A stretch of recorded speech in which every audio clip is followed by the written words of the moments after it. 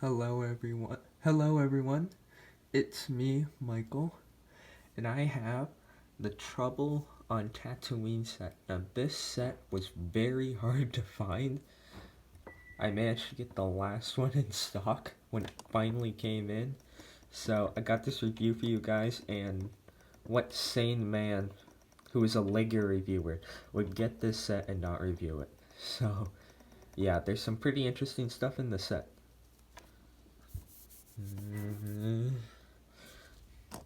And let's get to the minifigures first.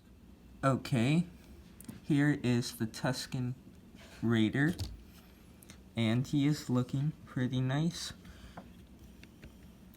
He has his bandolier on the front and the back. He has that dual molded head that has been used for a number of years with quite nice detailing. He's just a simple figure. You can army build them if you want by getting certain sets. Hey, maybe that's an idea for a battle pack. Oh wait, they're gone. Probably. Anyway. Yep, he's got a stick here to clean the Bantha's teeth. I'm sure it's a fun job. And let's move on to the next figure. So, the next figure we have here is the Beskar Armor Mando. And he has some nice arm printing. You can see his whistling birds right there. And then on the other side, you should have his flamethrower and cable right here. On the other side, I'm not sure if you can see it.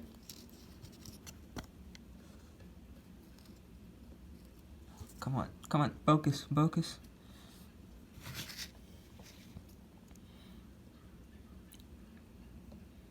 I don't know if you can see it, but there's the print of the Mudhorn on there. For some reason, my camera does not want to focus. Okay. Yeah, that's better. But he has the print of the Mudhorn on there. He has nice arm printing. Nice silver detail underneath. There's no print there, which is disappointing. He should have a print because we know what his face looks like by now. And around the back, lift up his cape. There's his printing.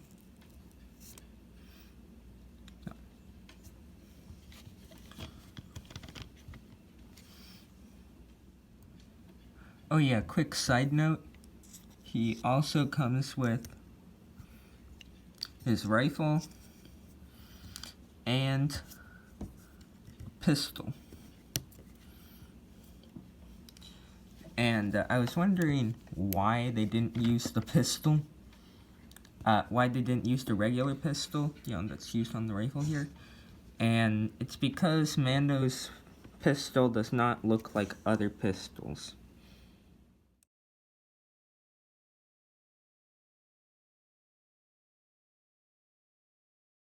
Yeah, so you see his pistol looks more long. And it has a longer barrel than a normal pistol, so I can see why they did that here. I think that, this simple piece looks more accurate. Let's move on to the builds.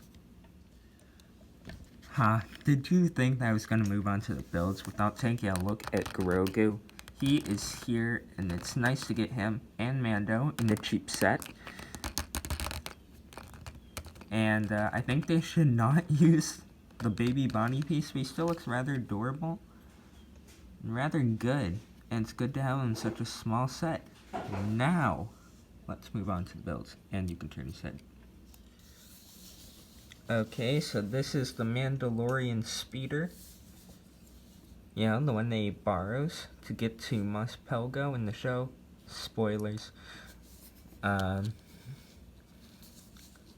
Inside here is supposed to be his jetpack, although I kind of wish that they had just had a flat silver jetpack in the set as well.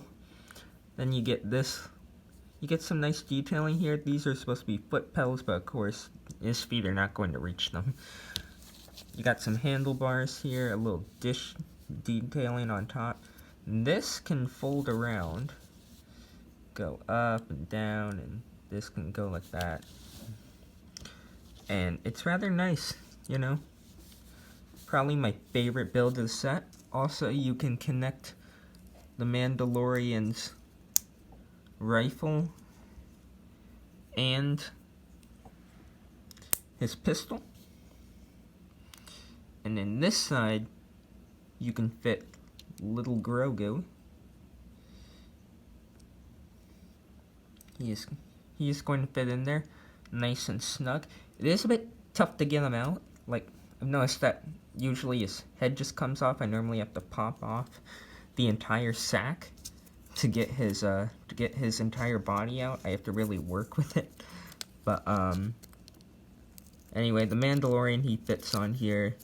You're going to want to put his cape up. And then you probably aren't going to want his hands grabbing the handlebars. Because, like, you know, like, it's going to pull them upward a bit. See, off the ground. That's not going to be entirely flat. So yeah, just keep it like this. You get Grogu to sit in there. You got Mando. And there's other builds to look at, so let's get to those. So we go abruptly from my favorite build to my least favorite build. And I'm pretty sure this is everybody's least favorite build is a Tuscan Raider tent. Nothing too interesting. You get a pot with a bone in it. Whoops. But it's useful. I'm sure you could find some way to imagine that's something cooler. Then you get a little spot to put a gappy stick there. And you can have a minifigure sit right there, you see? Like that, or anywhere, you know. Then you could open it up too, which is actually probably the coolest part. You can make it feel larger or something like that. Yeah, so yeah, you can fit figures in there, then it'll close up all nicely. And it has a lot of gaps around the back, see? That is not good. That is not good for this at all. It looks like some of the older Millennium Falcons that came before the 2019 one, like the Kessel Run or the 2004 version. Yeah, like, yeah, not too good a build, but it can be useful. I also like the build for the fire you got here. The way that they use that kind of, I don't know, is it a Technic piece? Whatever. It's a nice piece to use for logs being crossed. Yeah, well, it's a decent build. My least favorite, but it's a decent build.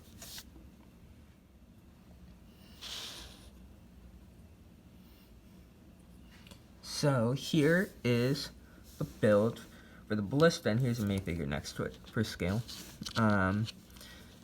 And well, it's a nice build. It's my second favorite build. It's a little bit more useful than the tent. You have a spring-load shooter. You imagine that this gets pulled back. You turn these. You imagine it's tensing up, and then you shoot the spring-load shooter bolt. And it is in silver, which I believe is a new color. And you get a spare, which can be useful for like pipe detailing or something like that. Also, it has like a handle here. You can have the Tuscan Raider grab on. Now, you can imagine that he's going to operate this. Then on the underside, you get some feet that you can move about. And then this clear piece here allows you to compress it right back to the ground. Like that. Not much to say about this build. It's good. I like it. You also have the wheel that goes up here. It can go up and down and stuff. But nice build. My second favorite build. It's just nice. It's there. Alright, here's a look at the instruction manual. The build process was good, as with any actually good LEGO set. Then at the back, you get some pictures of some new sets coming out. Well, some of them have already come out. The X-Wing, the TIE Fighter, and the Microfighter Millennium Falcon.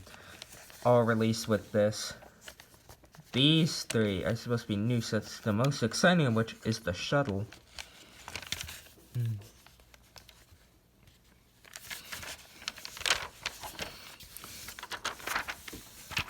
And then on the back here, they have some minifigures, most of which look very nice. Also, why does Darth Vader not have arm printing? I mean, really? You give Mando arm printing at $30 set, but not the grand Darth Vader? Also, Luke's lightsaber color is wrong. You all probably know. I hope they fix that, because that's just stupid. And, well, yeah. Let's take a look at my final thoughts for this set. So here's the box.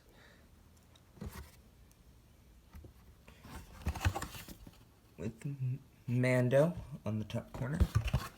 Flip it about. This is stick up. And overall,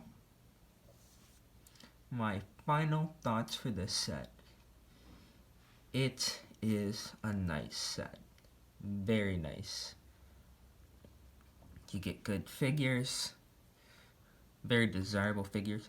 Good builds. All of them are good, just some aren't that good. You have a lot of playability here. I highly recommend this set to anyone who likes Star Wars or The Mandalorian. Any LEGO fan in general. Good figures, good builds, you know, that kind of stuff. And, well, yeah, it's just all good. I do think that Cobb Vanth Speeder should have been here instead of the Ballista. I would have or the 10. I would have given up any of these builds to get the Cobb Vanth Speeder. It just would have been way better, you know, and it would make more sense. So those are my thoughts on this set. Like, comment, and subscribe. That way you can get more videos. Ring the bell notification so you never miss out on another one of my videos. And I'll be back again to make another review for you all.